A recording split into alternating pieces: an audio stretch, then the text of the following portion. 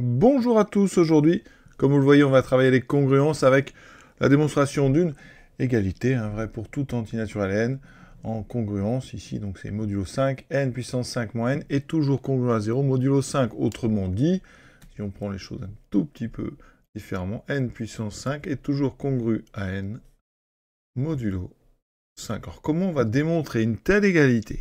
Eh bien, on va tout simplement raisonner par disjonction sur les valeurs de n modulo 5. Vous savez que modulo 5, n peut prendre donc 5 valeurs, de 0 à 4, modulo 5. Donc on a 0, 1, 2, 3 et 4. Donc en fait, en faisant ça, vous faites une disjonction, les 5 cas possibles. Autrement dit, on pourrait considérer qu'on raisonne par disjonction sur les restes de la division euclidienne de n par 5, puisque les restes sont entre 0 et 4.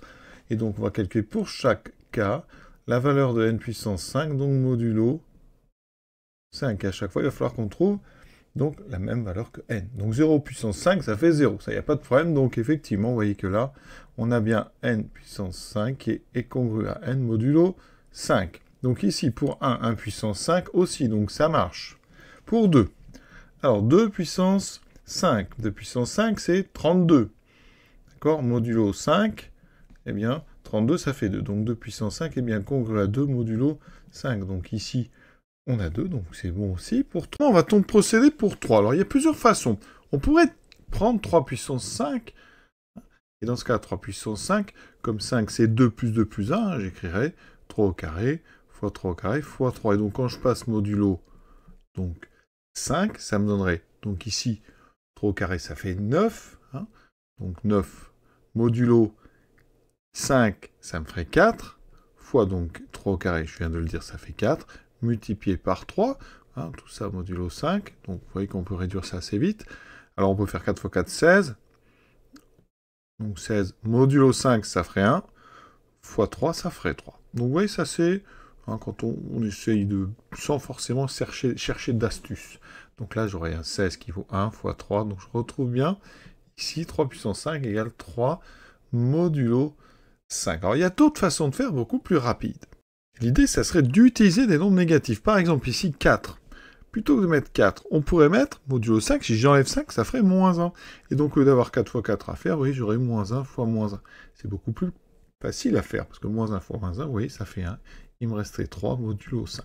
Et cette idée de prendre des nombres négatifs, eh bien, on va l'utiliser encore plus efficacement. C'est-à-dire qu'ici, dans notre table, ici, avec des valeurs de n modulo 5, 3, on peut aussi considérer que c'est moins 2. Moins 2 et 3 sont congrus modulo 5. Donc les valeurs de n modulo 5, j'aurais pu choisir plutôt 0, 1, 2, moins 2 et moins 4. Et dans ce cas, les calculs sont beaucoup plus rapides parce que vous voyez que si je vous demande 3 puissance 5, eh bien modulo 5, 3 puissance 5 est congru à moins 2 puissance 5. Alors pourquoi c'est intéressant? Parce que le moins, c'est une puissance impaire, c'est congru à moins 2 puissance 5, d'accord? Le moins est sorti, mais moins 2. Enfin, 2 puissance 5, on vient de le trouver, parce que 2 puissance 5, on vient de dire que ça faisait 2.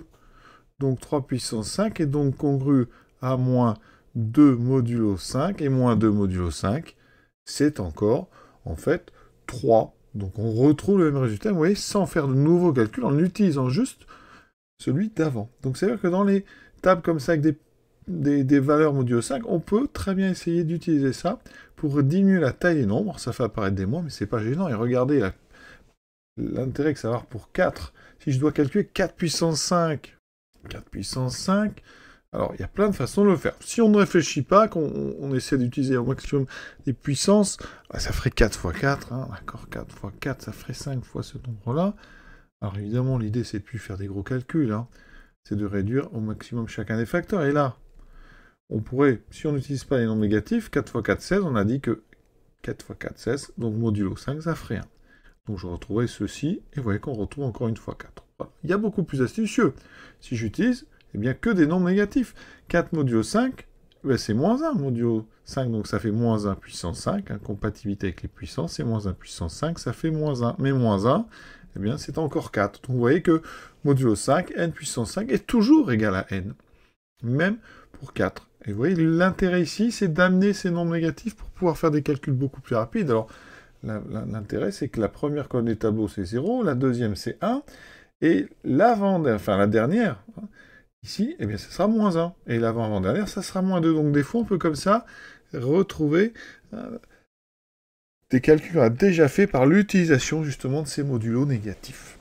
Pour le 4 puissance 5, alors si on n'avait pas eu ce moins 1, on aurait pu utiliser le fait que 4, c'est 2 au carré. Ça, c'est un travail sur les puissances.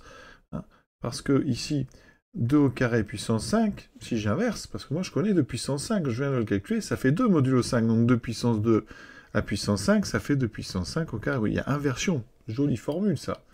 Quand vous avez a puissance n à la puissance m, ça fait, on l'a vu, a puissance n fois m, vous connaissez, mais ça fait donc a puissance m fois n, et donc ça fait a puissance m à la puissance n. Donc on peut comme ça inverser, vous voyez, on peut switcher. Et ça c'est intéressant parce que je fais apparaître 2 puissance 5, et 2 puissance 5, on l'a dit, ça faisait 2.